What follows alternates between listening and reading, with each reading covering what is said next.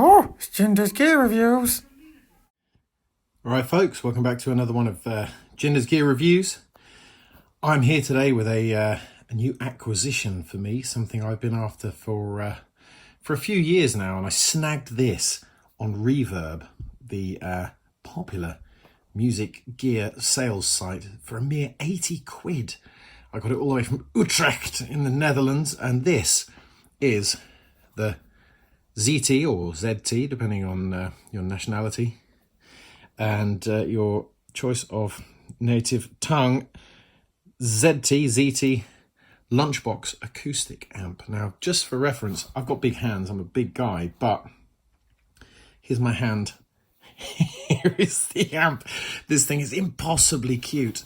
It's an absolute little sweetheart of a thing. I haven't even plugged it in and turned it on yet. We're going to have a look at that shortly. But as you can see, it's an acoustic and vocal amplifier, and it is from California. I don't know if it was made in California, but that's where the company is based. It's got along the back XLR input, phantom power switch. It's got a line input as well for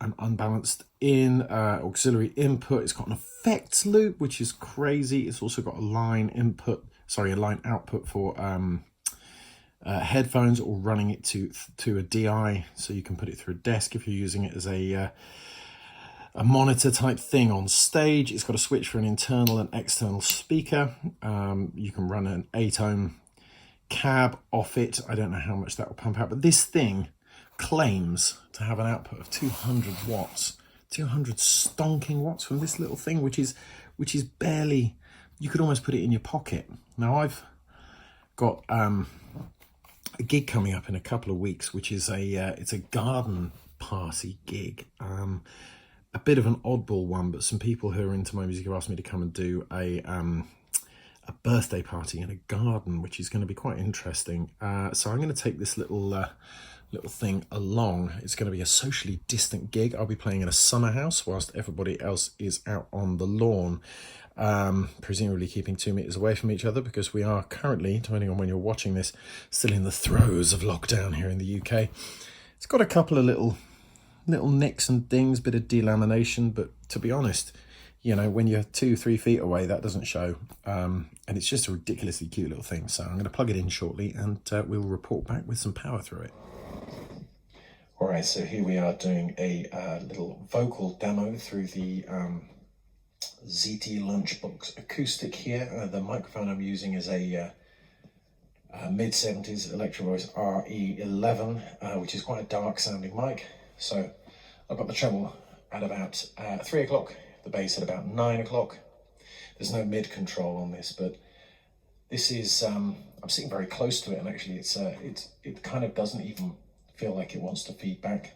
There is a feedback cut on the amp itself, which I'm just cycling through there, but it kind of feels like it wants to go if you go too close to it. But this is quite a sensitive mic, but as you can hear, it's got a kind of a springy reverb type thing going on. You can wick that back, but I've got the output at about midday, and it's quite loud. It claims it's 200 watts, but I don't think that's probably 200 watts peak rather than RMS, but the sound is pretty good.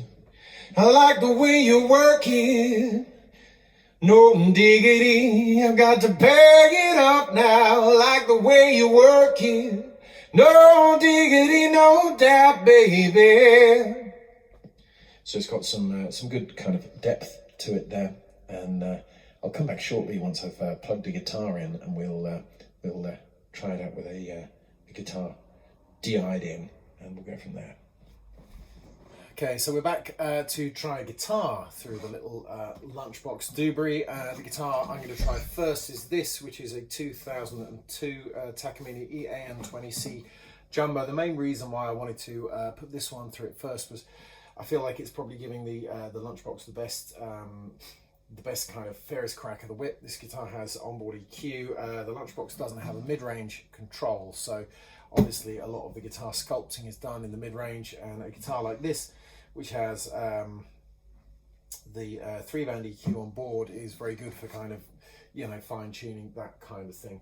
I don't understand why anyone would make an acoustic or vocal amplifier without a mid-range control. AER do the same thing with their Compact 60 and the Compact XL. I had a Compact XL and I couldn't live with it because of the mid-range. I wanted to scoop some mid out of the vocal channel and I couldn't do it because there wasn't a mid-range control, so the amp went back and I ended up spending rather a lot of money on a Hughes & Kettner Era 2, which is my kind of go-to gigging amp for smaller gigs.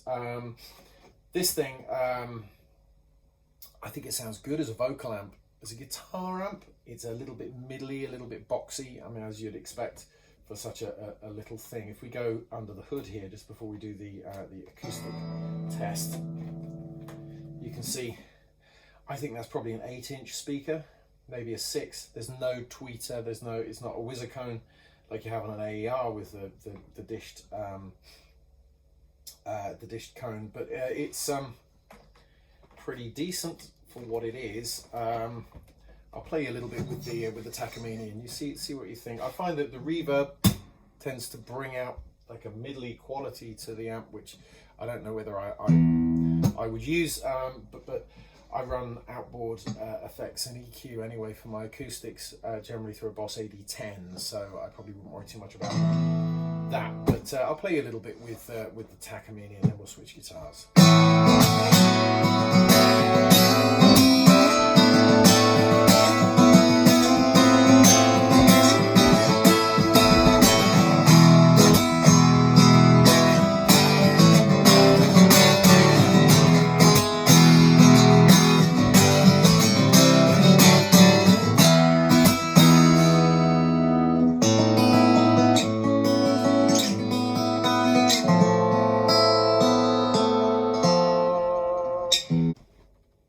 Okay, time for a slightly harsher test for the little Lunchbox. This is my Gibson J200 with Sunrise passive sound hole pickup, which I love these pickups. They're fantastic.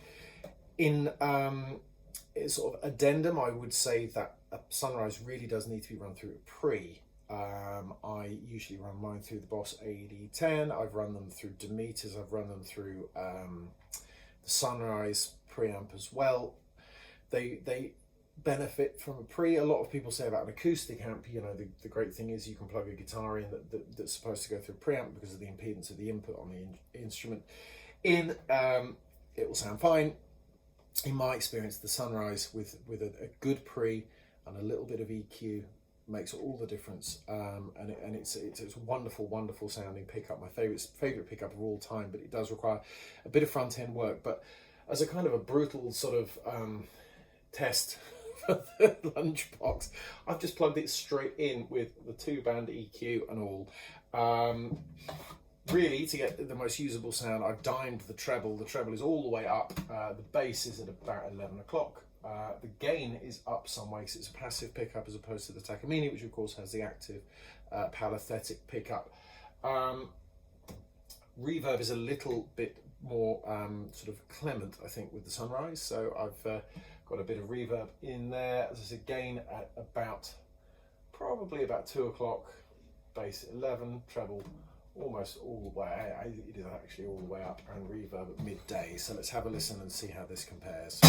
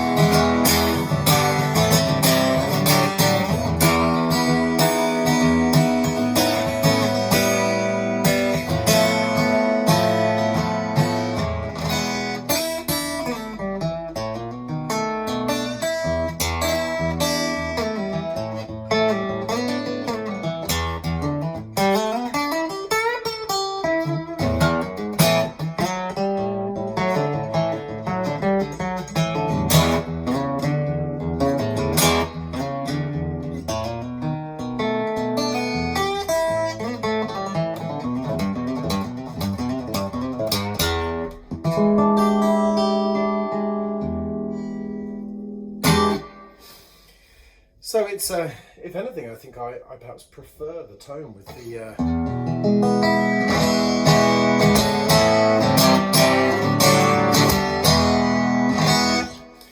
the Sunrise over the Takamine, but I think the caveat with that is that obviously the guitar is audible also on the mic that you're hearing it on, so you're getting a bit of a blend there between the two. Overall, I think that the Lunchbox is a cool, useful, conversation piece. More than anything else, it's very kind of handy. I'm sure for small gigs, parties, and like little gatherings and stuff. I do quite a bit of looping and sort of percussive kind of, all that kind of, all that business. Better than that when I'm gainfully employed to do it. But I don't know how much headroom the Lunchbox is going to have for that kind of stuff. I mean, we wick it up a little bit.